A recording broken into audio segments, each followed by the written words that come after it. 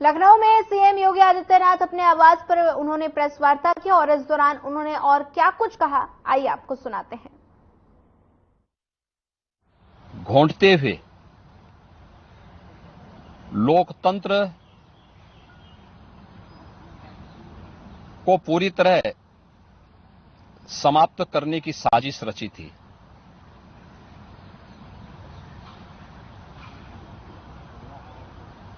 पच्चीस जून 1975 रात के अंधेरे में श्रीमती इंदिरा गांधी जी के नेतृत्व में कांग्रेस की सरकार ने कैसे भारत के लोकतंत्र को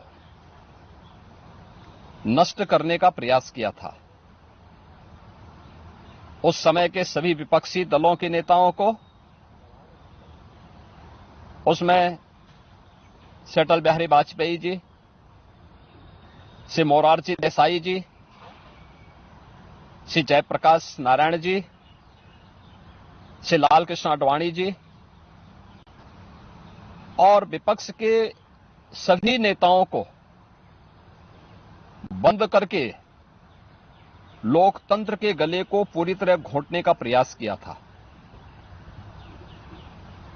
आज जब 50 वर्ष के उपरांत हम इमरजेंसी की उन यादों को स्मरण करते हैं तो स्वाभाविक रूप से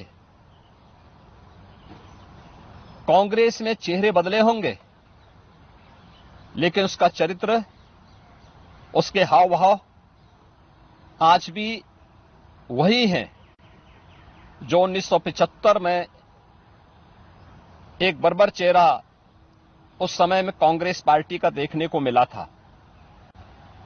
कैसे उन्होंने संविधान की मूल आत्मा कही जाने वाली प्रियम्बल में संशोधन करके उसकी आत्मा को नष्ट करने का प्रयास किया था। कैसे कांग्रेस ने उस समय देश के नागरिकों के मौलिक अधिकारों को पूरी तरह प्रतिबंधित कर दिया था।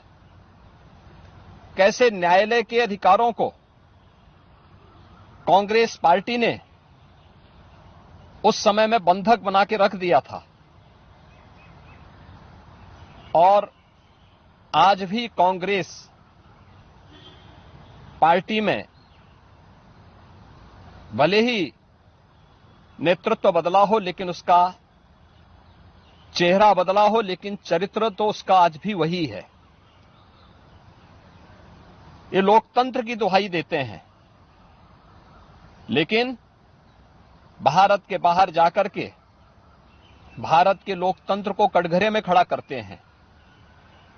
भारत की चुनाव प्रणाली पर प्रश्न चिन्ह खड़ा करते हैं। भारत के बाहर जाकर के भारत को और इसके लोकतंत्र को कोसते हैं। भारत के अंदर हर चुनाव की प्रक्रिया में बाधा पैदा करके ईवीएम पर अपने अकर्मण्यता का दोष थोपने का प्रयास करते हैं। एक तरफ कांग्रेस का यह तानाशाही पूर्ण रवैया, जिसने आज से नहीं या 1975 में ही नहीं,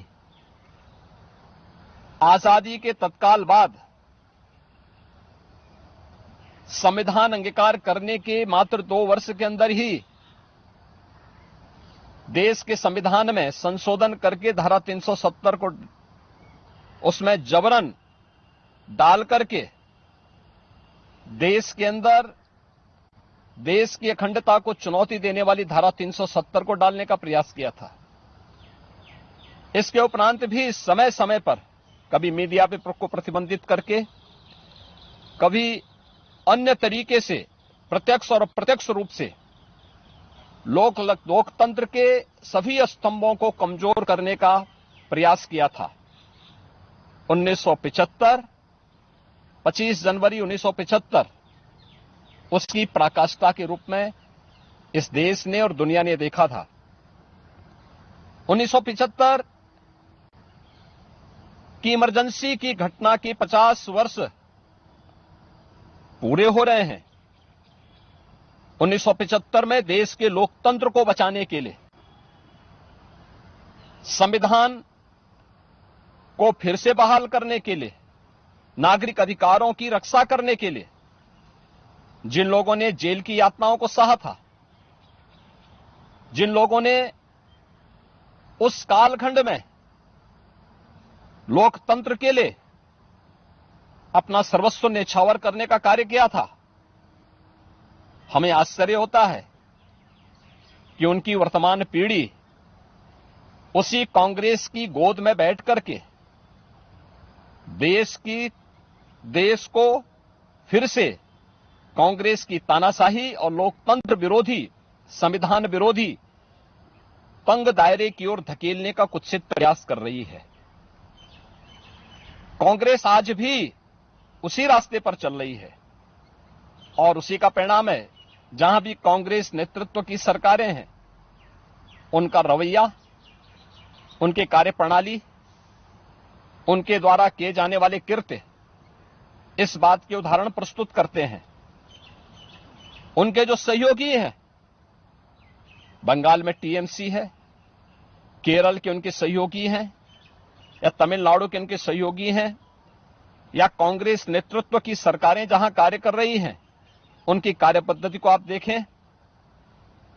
जो लोग जनता को गुमराह करके संविधान के नाम पर संसद की कार्रवाई को बाधित करने का प्रयास कर रहे हैं,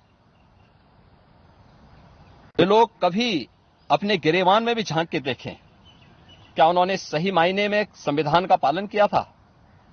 क्या यह सच नहीं कि देश की संसद में कांग्रेस के एक वरिष्ठ नेता ने वहां पर जिस प्रकार का आचरण किया था, एक बिल को संसद के फ्लोर पर ही किस तरीके से अपमानित करने का काम किया था, वहां फाड़ने का काम किया था, ये क्या किसी से छुपा हुआ है?